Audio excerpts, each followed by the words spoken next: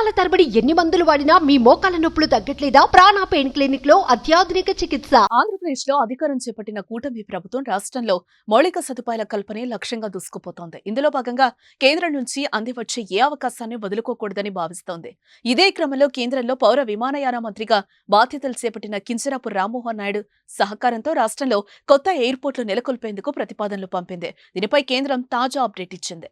రాష్ట్రంలోని నెల్లూరు, కాకినాడ, కుప్పం, నాగార్జునసాగర్, ప్రకాశం, శ్రీకాకుళం, అనంతపురం జిల్లాల్లో కొత్తగా ఎయిర్పోర్ట్ల నిర్మాణం కోసం కేంద్రానికి రాష్ట్రం ప్రతిపాదనలు పంపింది.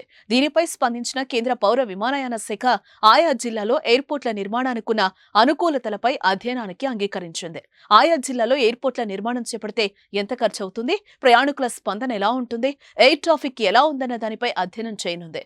ఇప్పటికే రాష్ట్రంలో తిరుపతి, విజయవాడ, విశాఖలో ఉన్న రెగ్యులర్ ఎయిర్పోర్టులతో పాటు ఇతర జిల్లాల్లోనూ ఎయిర్ స్ట్రిప్స్ ఉన్నాయి. వీటిలో సదుపాయాల కల్పన కోసం ప్రభుత్వం ఇప్పటికే ప్రయత్నాలు చేస్తోంది.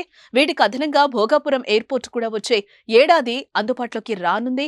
అలాగే ప్రస్తుతం ఉన్న ఎయిర్పోర్టులో ట్రాఫిక్ పెంపు, కొత్త సర్వీసులను అందుబాటులోకి తెచ్చేందుకు ప్రయత్నాలు సాగుతున్నాయి. కేంద్ర పౌర విమానయాన మంత్రిగా ఉన్న రామ్మోహన్ నాయుడు సహకారంతో ఎంపీలు ఇదే ప్రయత్నాల్లో ఉన్నారు.